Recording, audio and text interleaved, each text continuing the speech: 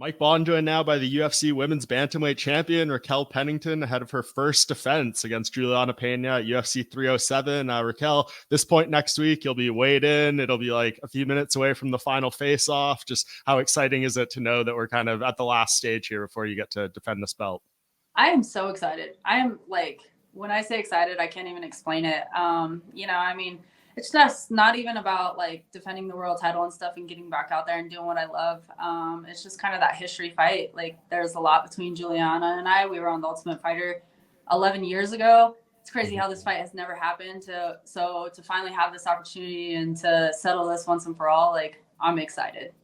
Yeah, and we saw you, I believe last time I saw you was in Vegas at the Hall of Fame and stuff. And I think you were pretty tired that night, like the baby was still pretty Yeah. new and all that. How have the months since that been? Like, have you found a good rhythm for this camp to make sure you're fully prepared? Yeah, absolutely. It's been a great camp. It's been kind of one of those to where, this is the first camp that I've had in a very, very long time where, I've just been having fun. My last fight camp, I had a nagging shoulder injury. So I ended up getting stem cell, and it's just, they're not joking when they say that once you get that injury bug, it lasts. That damn thing lasts for a while. And so I feel like you could talk to any fighter, and any fighter out there is going to be like, yeah, like they say one thing, but then as soon as the fight's said and done, like things are being revealed. And so I had the opportunity, just to take some time, work on those injuries and everything. And I've just been having fun because I actually feel healthy. So that's been exciting. The new challenge has been with Tisha. She's obviously on the same card. That was my idea. She hates that. So if you talk to Tisha, that's one thing. But, when I first fought for the world title, it was my first fight as far as being a mom, and Tisha got to hold down the fort. And then she fought Mother's Day weekend, and I got to hold down the fort. So now we came across having a new challenge, both of us being in camp, and we learned the true definition of what, raising a kid, it truly does take a village. And so I'm super thankful for that. Like, my family, my best friend, my mom have been 100% amazing through this. Our daughter has she's been a little trooper through it all, and like everything has gone so smooth. That's great. I love to hear that. So it was your idea to fight on the same card here. Are you going to corner her earlier in the night? I am not.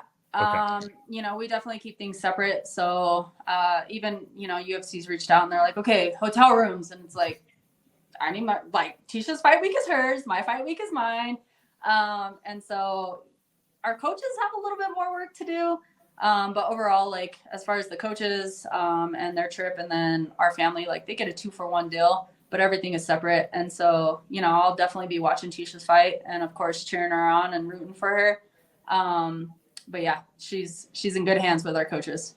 That's great. And yeah, big fight for her. She's obviously fighting Carla Esparza, who said she's going to be retiring from the sport after this fight, win or lose. I thought I saw something online being like, is this a double retirement fight? Is Tisha planning that too? Do you know anything of that? Or is this just like another fight for her? No, this is just another fight for her. Tisha still has a lot in there. It's just kind of one of those fights that, like, this is actually really cool. It's a cool night for both of us and the true fans out there, the MMA fans that have been following this for a long time. Like, there's a lot of history in both of these fights. Tisha and Carla previously fought on the Ultimate Fighter. So just kind of taking us back to those days. Like, I'm really excited for both of these matchups. But it's crazy. I was doing an interview earlier and we were talking about it, and it's just like, we're not getting any younger, and eventually, like, the era of like the OGs and all of us who have been here, like, it's all going to start to slowly come to an end. And you see, like, these girls, with Carla just announcing her retirement fight and stuff, but like at the same time, like, it's really cool. She's had a very successful career, and now, like, just running it back to the old days, and finishing out her career as far as fighting Tisha. But for Tisha, nah, she's still ready to be that tiny tornado. Yeah. Will she be in your corner for the fight? No. No. Okay. So yeah, definitely keeping it very separate there. Like, what are you gonna do? Very Like, well, emotional. yeah, I'm She's sure you're very gonna be like emotional. resting and still at home and stuff before you go to the venue. Are you even gonna be able to watch the fight, or is that too much of an emotional drain? Oh, no. I'm definitely going to be watching it. She's fighting early in the night, so I'll probably still be at the hotel and everything. But no, I'll be watching it. I actually like to watch the fights, and it's kind of one of those things where when Tisha fights, like, we've been mimicking it. So sports psychology comes in. She's fighting earlier in the night, I'm fighting later. So the same thing with sparring. We go into the gym and the coaches prepare her, get her ready. I'm kind of just hanging out. I show up later in the day. in the day, but it's like right when her rounds are getting ready to start. Yeah. I watch her fight, and then they take a second, they do their little like group meeting and stuff, and then they come and I warm up, and then I start my rounds. And like that's just reiterating our sports psychology and everything and whatnot, and just kind of working through it. So I'll definitely be watching her. And then of course we get to, once mine is said and done and all the obligations afterwards, then we can come back together and talk about it all and celebrate. Yeah, that'll be a very special night if all goes according to plan. Has life changed at all for you, Raquel, since winning that belt back in January? I know you're a very humble person and grounded, and you live, a pretty simple life. Has it been overwhelming or major changes, or has it been kind of what you expected? It's been a little bit of a whirlwind. There's definitely a lot more obligations that come with it and stuff. Everything that I'm truly grateful for and thankful for. Like, I mean, I've always dreamed of being a professional athlete. And so, being a professional fighter and then now becoming the world champion, we're already 1% of the people who do this crazy ass sport. And then to turn around and it's like, okay, as athletes, like all of us, we dream of becoming a world champion. We dream of even fighting for the world title. And the reality is like, I mean, if anybody who's been around this, sometimes that just remains a dream. Like you try and try and try, but athletes don't get that option. And I mean, even with me, like, I fought for the world title a first time and like failed. And then to be able to have the next opportunity and become the 6-ever women's bantamweight champion, like I can tell you the one thing that changed for me is like, I've looked through my career and, sometimes as a person and as an athlete, like I forgot all I've accomplished and whatnot. And to really just kind of sit back, like I am damn proud of myself. I've done what I needed to attain my ultimate goal, change my family's life, and no one can ever take away from the fact that I'm the 6-ever women's bantamweight champion in the UFC. So, I mean, like there's so much exciting stuff there. It has been a packed plate. And then on top of that, just being a human being outside of this, real life has hit, after my world title, we spoke before and like, I was sick as hell going into that fight. And I shared some of that and whatnot. And then, I don't know what was going on, but I stayed sick until the end of February. My daughter got sick. She ended up hospitalized. Tisha was sick. And then shortly after that, Tisha started fight camp to make her return. And then she lost her grandma, not even 3 weeks. Like she lost her grandma. She fought, I think it was like 2 weeks later. And then a week and a half after that, I lost my Nana. Like real life has just truly hit us and stuff. And so it's just been interesting trying to figure out like the balances, athletes, parents, and people. Mm-hmm. Wow. Well, I appreciate you sharing all that. I'm sorry for kind of all the hard times, but we know you're very strong people over there. So I imagine you're going through that. I talked to, or I guess going off what you just said there about everything that you kind of put in mentally, physically into becoming the champion. Now that you're here, how do you recalibrate the goals? Like what goals do you set now? Obviously winning this fight is 1A, but in terms of like what you want going forward and how you feel satisfied whenever you do walk away from the sport, however long this lasts. I'm just excited. I always think of life as like writing a book, right? And so like I'm writing a book and it's like, what do I want my chapters to look like? What do I want my journey to look like and stuff? And with this one, I've had a wild career. Like the people who have actually followed me and like truly know my story and stuff, like it's been a lot of mountains climbed and a lot of mountains that I have tumbled back down. And just to get to where I'm at, like, like I said, just being genuinely like proud of myself and stuff, attaining the ultimate goal, becoming the world champion. The goalpost is constantly moving. Like I'm a goal oriented person. I'm a ambitious person. And so it's like, okay, now like, let's go out there and like have a successful title defense and whatnot, and then open more doors. I love opening doors of opportunities.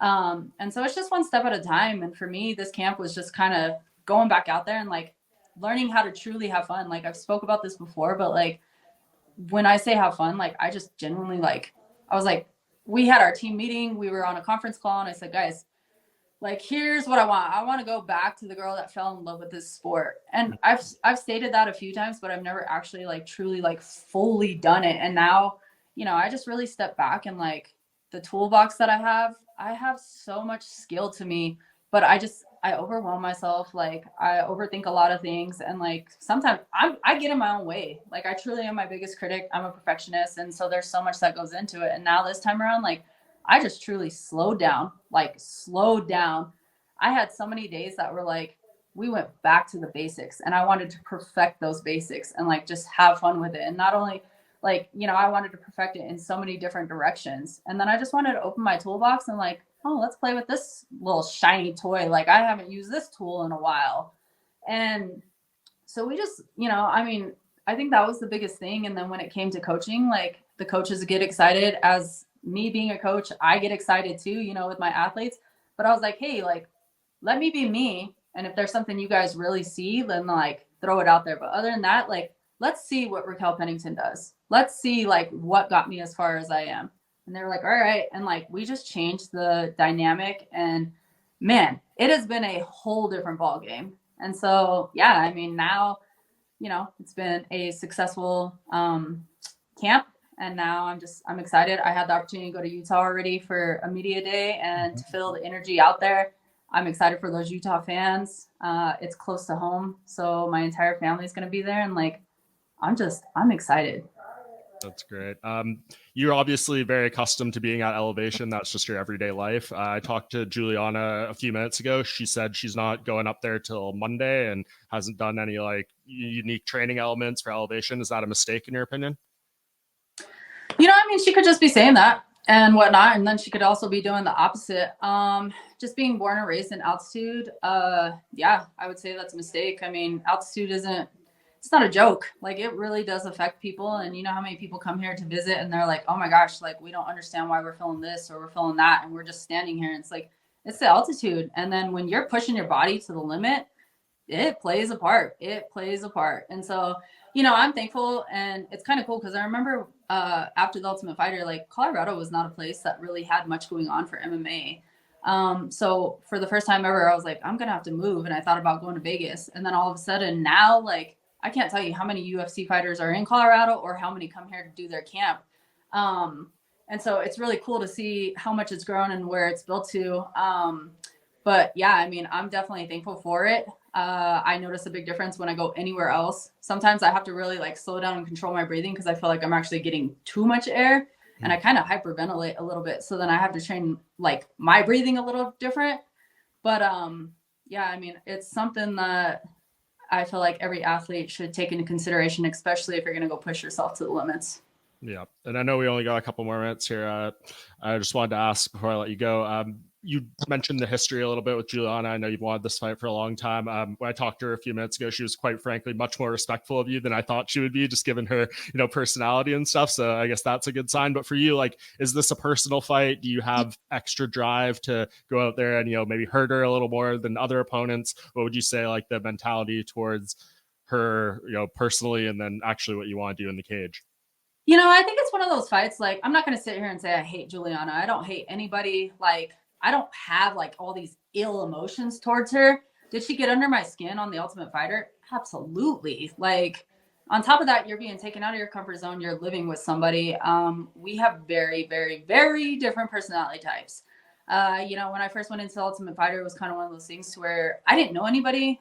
There was a couple athletes I knew of them, but I didn't know exactly who they like. I didn't personally know them. Right. And I remember Juliana just like, they were bullying her and I felt bad for her. And then we ended up on the same team. We were roommates and it was like, okay, cool. Like, I'm going to befriend you here. And I quickly learned our different personalities, and it was like, okay. And, I mean, it's just been one of those things to where on The Ultimate Fighter, like, I feel like Dana thought that we would match up on the finale. She ended up winning that season. I won fight of the season. During that fight, I sustained a broken hand, a fractured forearm, stitches, and then people don't realize how short that is filmed. So I was supposed to fight a week and a half later in the semifinal fight. Like, that was a little tough. And so needless to say, our journey didn't play out that way. I don't know how we didn't line up in the last 11 years. It's a fight that I've asked for, whether or not it's true. They told me that she didn't want to fight me. With UFC, that's interesting because normally, like, they don't really let you pick your battles there. And so it was just like, okay, man, like, it's just something that I've been excited for. So, like, needless to say, like, this is just a really cool card. Like, we're running it back to 11 years ago, the first female show ever allowed into the UFC and whatnot. And, just the history behind us, those little annoying ass things that she used to do in the house and get under my skin. And then the same thing with Tisha, she's fighting Carla. And so it's like a history night. Yeah, absolutely. And just last thing before I let you go, it does seem like they're trying to almost present this as like a tournament, right? For the women's bantamweight division, we got Kayla Harrison and Ketlin Vieira on the card as well. I guess just, we want to respect the challenge here. You're the defending champion, so don't want to look past Juliana. But I guess just give me your breakdown of that fight between Kayla and Ketlin, and if it is Kayla, which I think a lot of people are expecting, how big of a fight do you think that would be for you and for the division next time? I'm really excited to see that fight. I feel like a lot of people are probably, it's kind of like when Holly got signed to the UFC, right? Like she came in and she had a huge hype train behind her.